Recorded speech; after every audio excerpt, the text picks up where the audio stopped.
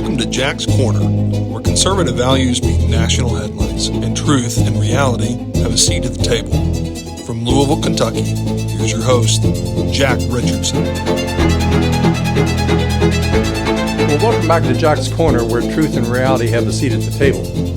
I have much to go over today, but I want to remind you that I'm giving you truth and facts not to entertain you, but to motivate you and to get you to act. You have a nation to save, a life to live, in peace, and children and grandchildren to protect. There is no such thing as a retirement from the fight to protect your freedoms. Now I want to begin with the recent article that I wrote called, "And I Was Right." As a teenager, I was disturbed by the fact that some people who I would later learn were labeled as liberals were just not firing on all cylinders. I recall being so disturbed by the liberal insanity that I started researching it, and I picked up William Buckley's books and other books to sort of explain it.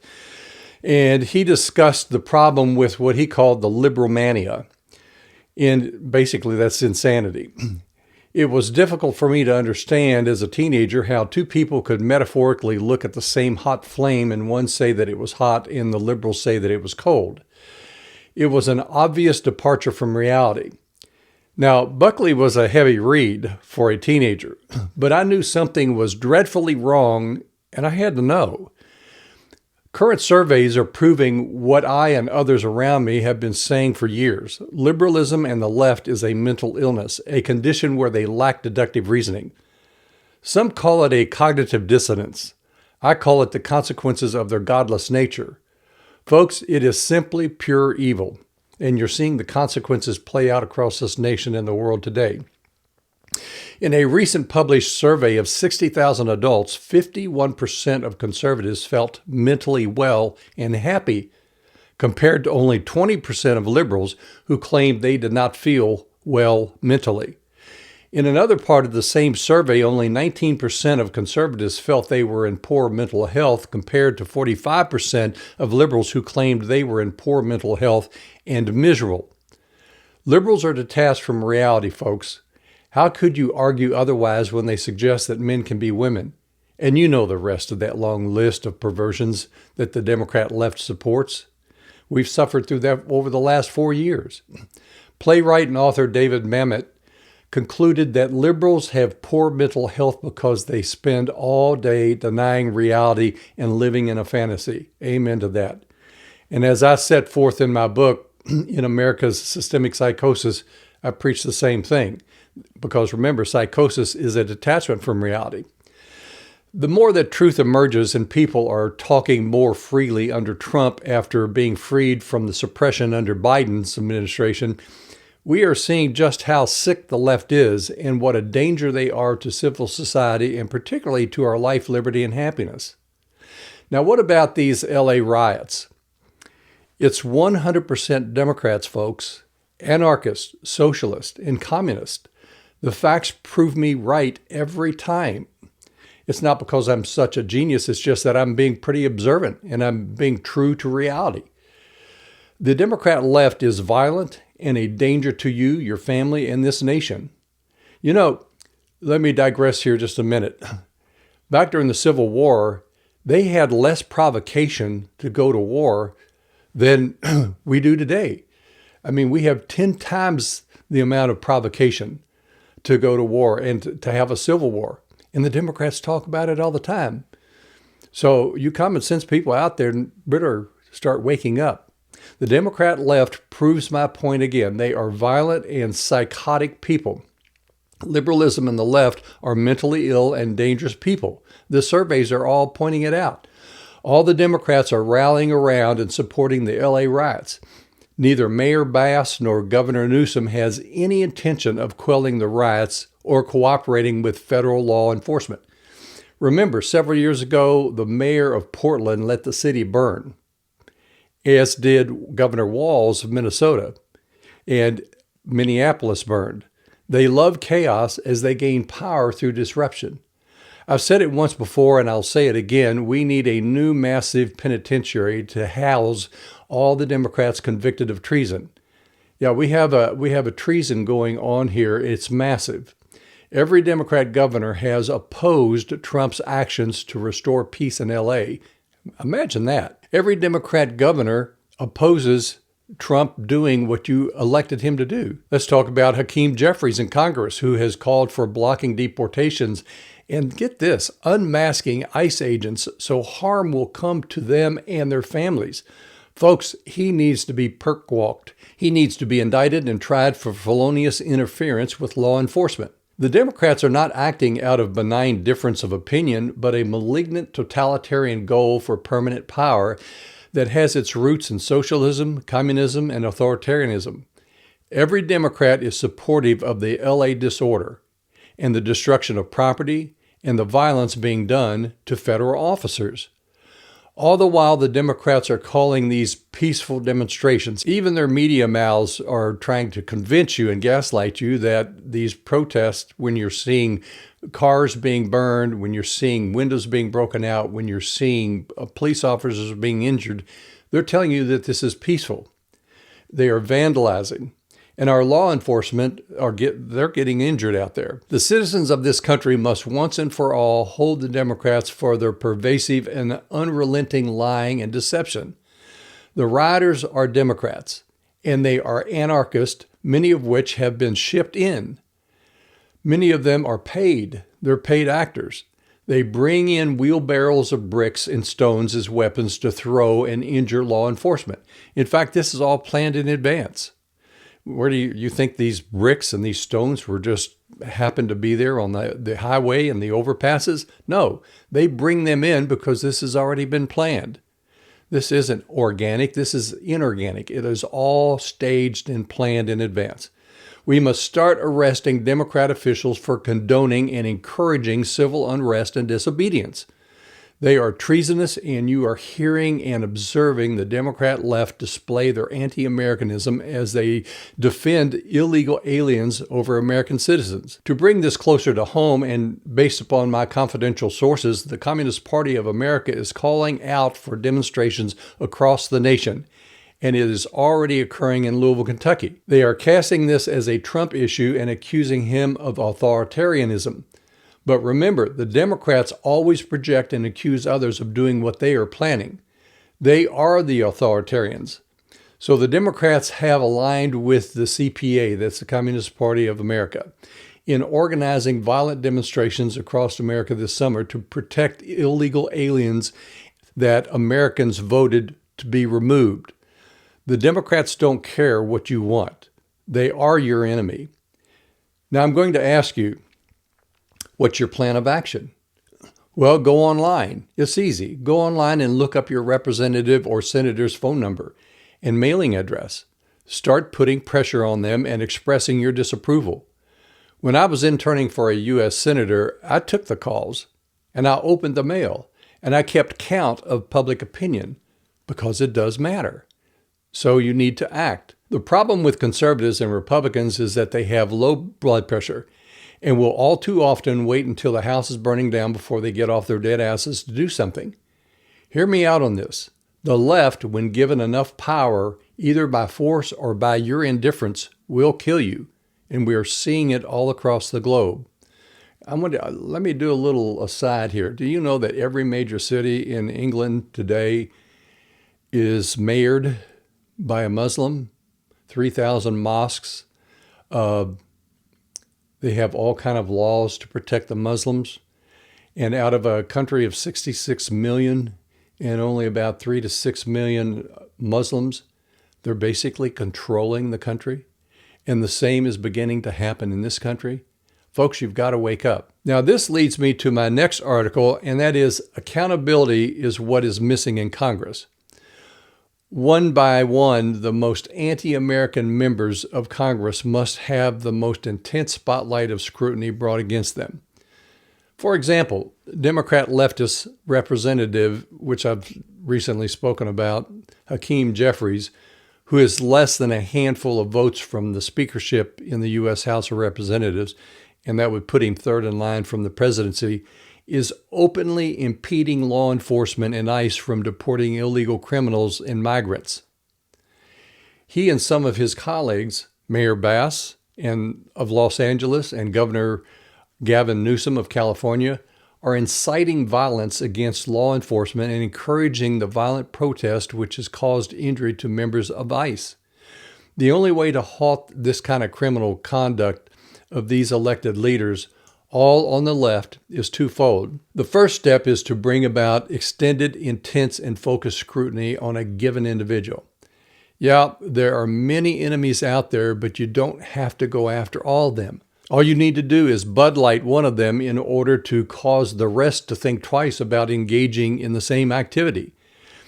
It should be the mission of Speaker Johnson to discipline his Republican caucus members. Teach them to not speak with multiple messages, but to use one refrain. Republicans have an annoying habit of saying the same thing a dozen different ways. They confuse their listeners. The Democrats have on any given issue one refrain and talking point, and they stick to it and they don't deviate. Even their allies in the media will use the same words and the same phrases over and over again. Just as with advertising, it takes 7 to 11 repetitions for a message to sink into the public psyche. Here's how it would work. Hakeem Jeffries needs to be the topic of the week in the media market in his particular district, where he's a representative. And that district should be flooded with his treason and his treasonous acts. In fact, he needs to be accused of treason. Now, the media and the Democrats will try to distract the Republicans with other messages, which unfortunately is so easy to do with Republicans, as they are undisciplined and not good at countering the political warfare the godless left engages in. But the Republicans play by the British rules of warfare, where they line up on an open field to get picked off one by one by the enemies hiding in the woods. Jeffries is an enemy of America, our Constitution, our life, liberty, and happiness. He's incompetent, has his position due to identity, and has mastered the art of lying without blinking. The needed plan of action is to target, one by one, those like Jeffries with, first of all, extended intense attention on his criminality and call it out as such. And you stick with it for a protracted period of time, educating the public as to who this individual is. The second thing you do is with intensity and not deviating from the message, and let the refrain be repeated over and over again by every Republican. You don't deviate from the words. You don't change the words. You don't say it in a dozen different ways. You use the same set of words over and over again to let it sink in. And finally, you make sure that the focus is upon Jeffrey's conduct or whoever the target is to be. The scrutiny must be intense in exposing the target's criminality and their activity. And it needs to speak to their lies, and the other things that they've supported that 70 to 80% of the Americans oppose. The message must be repeated and in unison by all Republicans for not just one news cycle, but for a week, so it will sink in, and that the damage that target has earned will manifest itself in how the nation and his constituency or her constituency sees them. It's called defining. You define your adversaries in the minds of the public so that they lose any credibility and cease to be an influencer. If the Republicans would simply use what the Democrat left has done to them for decades, the implementation of the Republican agenda would be much more effective. So you see, this is nothing new. It just is that the Republicans simply are too stupid to learn the rules of the engagement. Moreover, I'd say that they simply just don't know the enemy, nor their lethality. So what is your action plan? Well, call your Republican representative or senator and raise hell for their lame conduct. Their contact information is on the internet. How simple and easy could it be? Tell them to start fighting, or you will start primarying them with a challenger. It's time to act. Now, the source of all our chaos, and it's what I call the dangerous byproduct of universities, it's the pseudo-intellects and experts and elites that are destroying society. While at one time universities were institutions of higher learning and education, they have now become the repositories or banks, if you will, for our foreign and domestic enemies. They no longer educate, they indoctrinate. They are beholden to those groups whose aim is to undermine our country in pathological ideologies. They play the long game, as they know that once a student has been hardwired with the enemy's agenda, that agenda will later be implemented once the student graduates and matriculates up into leadership. China has hundreds of thousands of students in our universities, of which 90% are members of the Chinese Communist Party. They are spying on America from within our universities. The leftists in control of the universities don't care. After all, over 95% of the faculty and administrators of our schools and colleges and universities share the same ideology as the Chinese Communist Party. Qatar has spent billions in grants to American universities, not because they are so in love with America, but because they and the Arab League and other Islamist organizations, which I call sleeper cells, on our campuses are to plant the seeds of destruction and to advance their goal of worldwide Islam for a worldwide caliphate. It's really no big secret, as it has been widely discussed and exposed. We see one of the fruits of the Islamic agenda in anti-Semitic riots and protests against Israel across the nation. People are being threatened, injured, and property damage is increasing. This is taught. It's not genetic. There is nothing organic about it. It's all part of an overall plan and objective. It is the fourth jihad, or the coming of the 12th Imam. And I won't get into the details of that and what it means, but it would turn your hair white if you knew. God said, "My people will perish for a lack of knowledge," and so many of you have no clue as to what they plan for you. Russia, Iran, China, North Korea, and others have employed the American universities to do what they could not do with bullets and bombs. And the professors and faculty are more than willing to do our enemies' bidding. It's a sad commentary on the mental state of our nation. There is no consequence or accountability for the treason taught in our universities. Mr. and Mrs. America are totally checked out and non-compos mentis to the destruction they face. We are being taken over and destroyed from within. We are now governed by an elite ruling class, whether it be in the government, our schools, or our media. They are now in control. Fail as they do, they are never held accountable. Students graduate from these institutions with degrees which are mistaken as having endowed its owner with understanding. Their IQ ranking does not rank wisdom or judgment. In fact, when lacking wisdom and judgment, your IQ is meaningless. To many of us, we have suffered the monthly graduate or sanctimonious professor who is big on rhetoric and quick to sacrifice reality for theory. In fact, they do not live in reality, which I call a psychosis. They are frequently wrong, if not always, but never in doubt and never held accountable for being wrong. As Dr. Thomas Sowell said, it is dangerous to be too impressed with intellect. Intelligence is not wisdom. And those who are too impressed with their own intelligence often lack the humility that is essential for wisdom. Many of our elites have been trained to believe that intelligence alone qualifies them to redesign society. So many intellectuals deal in theory, which is never subject to the test of reality or the actual rigors of the real world. Time and time again, we have seen theories fail for decades, and in the instance of communism, fail for over 100 years at the cost of over 120 million souls.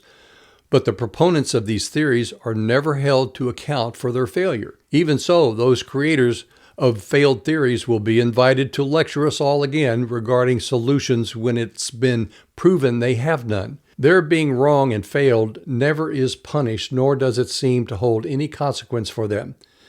Dr. Sowell, who is one of my heroes, has concluded in regards to these self-anointed experts and theorists and in today's society, and I quote him, "Saying the right thing matters more than doing the right things," speaking in today's world. Being wrong isn't published, so bad ideas don't survive. They thrive. Because being proven wrong doesn't end a career. It often begins one. And folks, we are at fault because we don't hold people accountable. The often self-anointed intellect prefers the darkness of theory as to the daylight of proven results. These frauds know they can't pass the test. They are like those who talk the radicalized into strapping on bomb vests. There is no risk for the intellect theorists there because they're not the one getting blown up. I guess I should be calling the intellects of today out of our universities intellectual terrorists. I have railed against the impotent intellect hidden behind brick walls of institutions funded by donors who haven't a clue that those they support are destroying their world. Like Proverbs teaches us, a fool and his money are soon parted, except in this instance, it may be their head as well. That is, your head if you don't step up and help to put a stop to this insanity. When it comes to the so-called expert, the problem is they think they are experts in everything. As an attorney, I have dealt with so many frauds who want to extrapolate the narrow field in which they do know something to everything else. I must admit, I have enjoyed too much dismantling them when they do depart from their lane, and I have yet to experience a situation where, given the opportunity, an expert will self-govern themselves and admit they are not qualified in a given area. It's a God complex. The insulated and coddled intellectual never has to suffer the blame for their failed theories. Their excuse is always, as it has been with educational experiments, phonics, new math, or even politics and governance such as communism, that it was always a lack of funding or opposition to their theory that caused it to fail. They habitually double down instead of reconsider that their theory was an error. Folks, our education system has a cancer. Our enemies and the enemies of life, stable societies, liberty, and happiness have discovered that their path to their dystopian world is through your children. They know you will do little to resist them. What is happening in our universities is the equivalent to the abortion of the mind. Society is regressing, and the source of the problem is higher education. Your lives are being run by those who never pay for their mistakes, and thus they keep making them and you keep paying for them. There was an old joke that went, a moron was asked why he kept hitting himself in the head with a hammer. And his response was, well, because it felt so good when he stopped. Well, folks, it's time to stop being the moron. It's time to act. Okay, folks, well, that's it for this session. Thanks for joining me. I'm Jack Richardson, and this is Jack's Corner.